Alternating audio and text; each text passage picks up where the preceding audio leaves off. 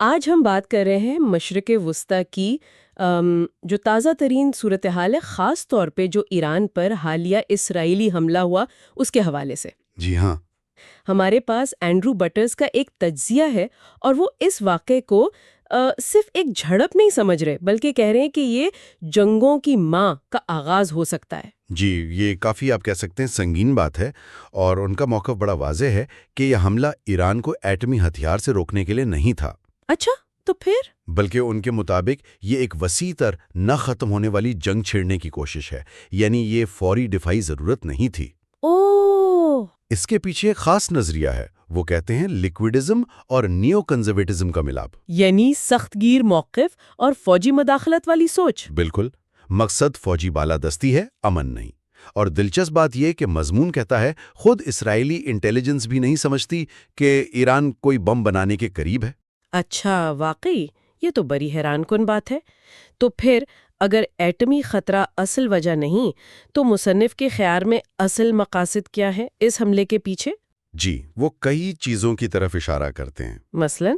ایک تو فلسطین کو ان کے بقول نقشے سے ہی مٹانے کی ایک بڑی کوشش کا حصہ ہے۔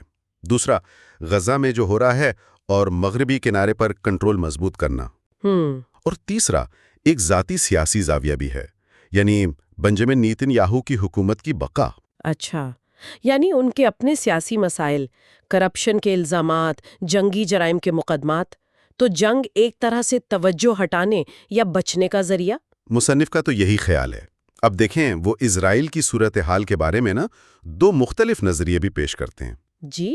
پہلا تو وہ عام بیانیہ ہے کہ اسرائیل چھوٹا سا ملک، 9 ملین آبادی اور ارد گرد 500 ملین عرب اور مسلمان، تو بقا کے لیے کچھ بھی کرنا جائز ہے۔ ہاں، یہ تو سنا ہے۔ لیکن مصنف دوسرے نظریے کو زیادہ حقیقت پسندانہ مانتے ہیں۔ وہ کیا ہے؟ کہ اسرائیل کے پاس اصل میں دو ہی راستے ہیں، یا تو پڑوسیوں سے امن قائم کر لے، یا پھر ہمیشہ کے لیے خود کو ایک وہ کیا کہتے ہیں پیرانوئڈ، فاشسٹ، ایٹمی ہتھیاروں والی جیل میں بند کر لے۔ اوہو، سخت الفاظ ہیں۔ جی۔ اور وہ افسوس بھی کرتے ہیں کہ امن کے موقع ضائع ہوئے، جیسے عرب امن منصوبہ تھا، ایران ڈیل تھی۔ یہ جنگی سوچ غالب آ گئی۔ لیکن یہ جو جنگی حکمت عملی ہے، کیا یہ کامیاب بھی ہوتی ہیں؟ مطلب فوجی کامیابی کے دعوے تو بہت ہوتے ہیں۔ ہاں، لیکن مصنف اسی پر سوال اٹھاتے ہیں۔ وہ کہتے ہیں غزہ کی تباہی ہوئی، حزب اللہ کمزور ہوئی، شام میں حکومت گر گئی، بظاہر کامیابیاں ہیں۔ جی۔ لیکن یاد کریں عراق اور شام میں حکومتیں گرانے کا نتیجہ کیا تھا؟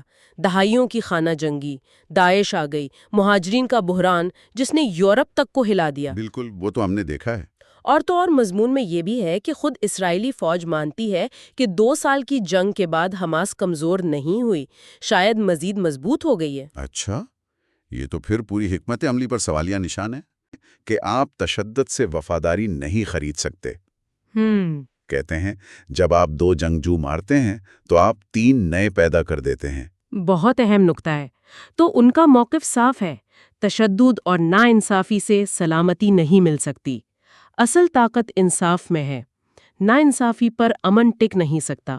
اور وہ کمزوروں کے ہتھیاروں کی بات بھی کرتے ہیں۔ جی، کہ ان کے پاس بھی طریقے ہوتے ہیں جنہیں طاقتور نظر انداز کر دیتے ہیں۔ اور آخر میں باہمی سلامتی کا تصور کہ ہماری حفاظت دوسروں کی حفاظت سے جڑی ہے۔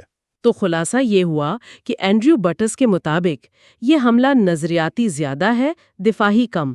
یہ دائمی جنگ والی سوچ ہے جو پہلے بھی ناکام ہوئی ہے۔ امن کے موقع گنوائے گئے اور اصل سلامتی صرف انصاف سے ہی مل سکتی ہے۔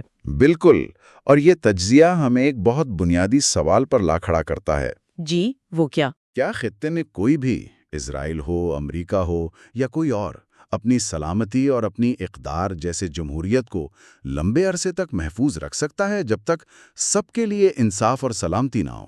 بہت گہرا سوال ہے۔ مصنف تو کائنات کے ایک توازن، ایک حساب کتاب کے قانون کا بھی اشارہ دیتے ہیں۔ شاید ایک نئے نظام کی ضرورت ہے جو طاقت کے بجائے انصاف پر مبنی ہو۔